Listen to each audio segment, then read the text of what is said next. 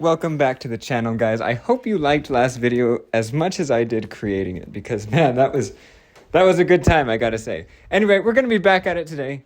As a recap, we're gonna be going over all the base roster characters, ignoring the DLC, and then cover whether or not I believe they should have been in the game based on their gameplay, their creativity, and their overall design. So let's hop right back into it.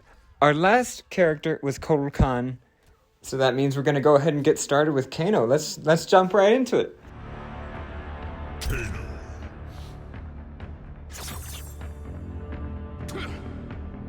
Okay, next is Kano. His story is let's see. His story is that he doesn't like Sonya Blade, and also Sonya Blade doesn't like him. Yeah, okay, that's pretty much it. He's your stereotypical bad guy. I understand he's an OG. But, like, they don't do anything with him. No, we know he's from the Black Dragon, and that's like a criminal organization, but that's like all we know about him. I don't know anything about the Black Dragon other than that fight club that looks kind of cool and that 2-second scene with him and Cassie Cage. But, like, you know, I feel like they never even developed this guy. You know, I got nothing bad to say about Kano, but I also got nothing good to say about him. His story kind of sucks. Kronika helping him makes no sense. Like, why would this Titan Keeper of Time, ultra badass, come to some underground criminal organization for help? Like, that just doesn't make sense. And that's just story. His gameplay was okay. But personally, would I rather have Kano or some badass 3D era character? I'm gonna take the 3D era character every day. No offense to you, Kano. But I think you're hogging up a slot, I'm not gonna lie.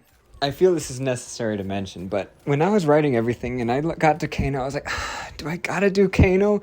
Like, I'm just so indifferent to him. Like, you know, I don't like him. I don't hate him. I wasn't excited to roast him. I wasn't excited to praise him. Like, this might as well be a void in the roster. Like, I literally couldn't care any less about this man. I'm sorry, Kano. I'm gonna give him 6s all around. And I'm gonna be like, bro, you should really sit this one out. And maybe everyone... until they give you something other than hating Sonya Blade. I love you, Kano, but do better, bro. You were so much cooler in MKX. Cabal. Next up is Cabal. This guy was my freaking boy in MK9. I was hyped as hell when he came back. Yes, it's Cabal. You know, Black Dragon turned cop. I mean, that's badass. And then you throw in some hook swords and burning while it's in the freaking mix with some ruined lungs and speed. I mean, that's Cabal for you. Of course I was hyped as hell when he came back. The game drops and I'm like, with Cabal. You know what I'm saying? I'm fucking shit up. This guy's insane. He's got great combos. But then I play the story mode and I'm like, bro, what is this? Why did they throw away my beautiful Cabal that I had in MK9? Like, he was a cop when the time merger thing happened. So then when they bring back young Cabal and then he's this punk ponytail Black Dragon Kano's bitch. I'm like, what? What happened to my boy? Why'd you have to butcher him like that? Cabal was already perfect. They never should have touched Cabal's story. They should have brought back Cabal or already burned Cabal. I mean, this is basic science. This is basic nuclear physics. Come on. How are you going to mess with Cabal's story and give me this stupid Black Dragon Cabal? I don't want anything to do with this clown. I don't even know who he is. This isn't Cabal. This is some pissy, annoying-looking guy named Ernesto who's just Kano's bitch and, like, nothing more to it. Like, what happened to all my depth? What happened to my character change and how he went from the Black Dragon to the cop? I mean, you know, he was such a good, like, you know, a good guy in MK9, and then they bring this clown? I don't want anything to do with this clown. Get him out of here. Not only that, Cabal played a major role in the MK9 story. Like, you know, he had his own chapter. He did lots of stuff. And then in MK11, he's just another jobber who just shows up just to get his ass kicked and then he goes away. Like, that's not what Cabal's supposed to be. I mean, come on, NetherRealm. How do you butcher my boy so hard? Why do you gotta do that to him? He was already perfect. That's my biggest problem with Cabal. Not his gameplay. His gameplay is perfect. Like, oh my god, that's perfect. The thing I have a problem with is that gigantic disparity between MK9 and Cabal and MK11 Cabal. I don't even feel like they're the same guy. Like, the Revenant died 2 seconds into the story. That was my MK9 Cabal. And then this freaking guy Ernesto guy just pulls up and he never leaves me alone, and I gotta deal with his annoying voice and annoying lines and how he's a bad guy working for Kano again. Like, I don't want anything to do with that! But I digress. I got no problem with this guy's gameplay. He's great. He's still Cabal in his gameplay, you know, even if he's Ernesto in the story. I just miss MK9. When it comes to the ratings, I'm gonna light this guy up. He's Cabal, yes! I'm gonna give him a 9 for gameplay, an 8.5 for creativity, and I'm gonna go with a 2 for design because I don't want anything to do with Ernesto. I'm sorry, I know I sound like a broken record, but come on! Who is that guy? No, I don't want anything to do with him. All things considered, I'll definitely take the hit in the story for Cabal to be in the game. He was a freaking badass. I love his gameplay. Yeah, you keep doing you, Cabal. I love you even though Ernesto plays you in the story. I love you, man. Good job, Cabal. Liu Kang.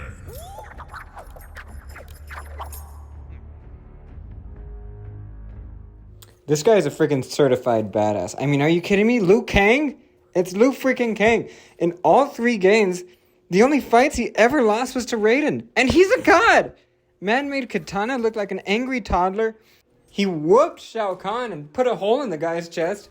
He broke Goro's skull like it was a freaking piñata. This guy went to the Mortal Kombat tournament and made Shang Tsung just look like some fucking old guy.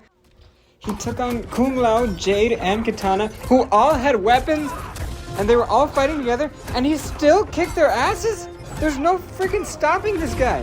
Like, can you imagine starting a fight with 2 of your homies, and then you just get fucking smacked? Like, look at this. These guys don't have a freaking chance. What do they try to do against Liu Kang? Why do people always try and fight Liu Kang? You're gonna have this happen every single time. All that, and he glassed the fucking Keeper of Time.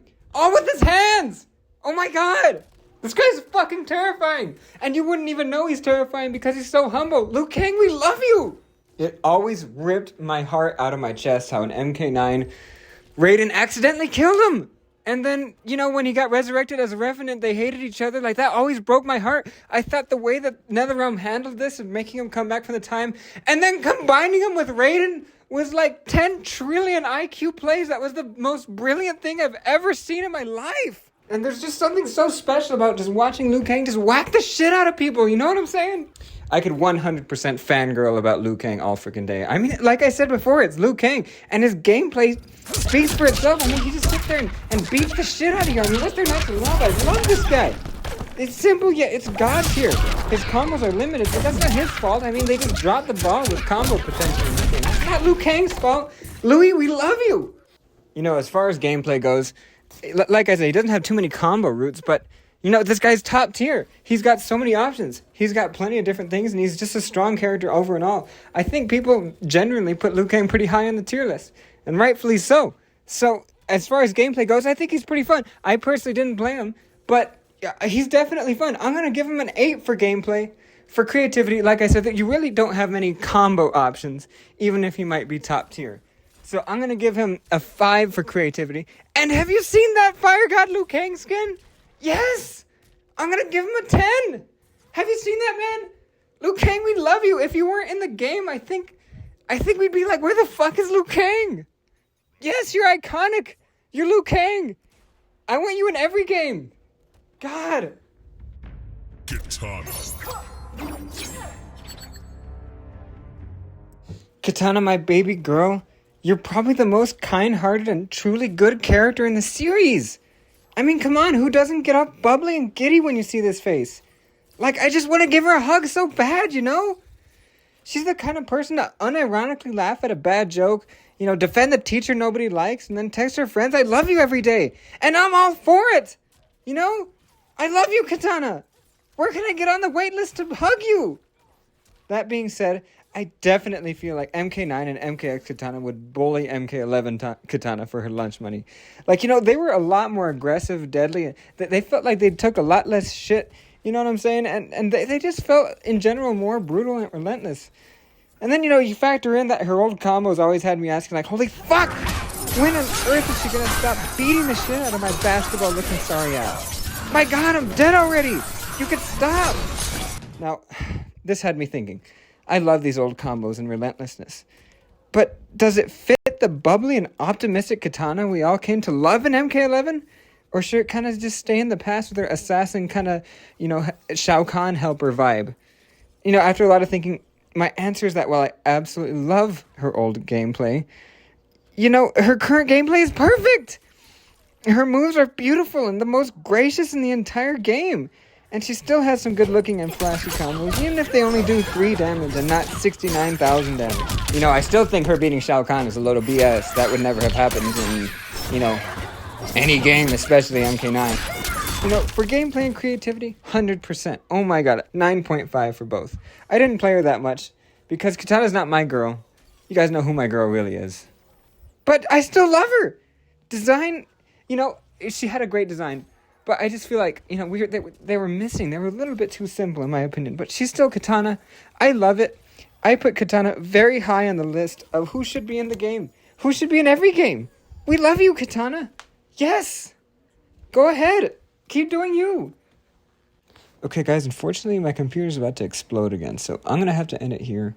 We'll be picking up where we left off soon again. You guys stay frosty. Love you guys. Hope you enjoyed the video. I'll see you next time. Deep Soda, out. I kind of like that outro.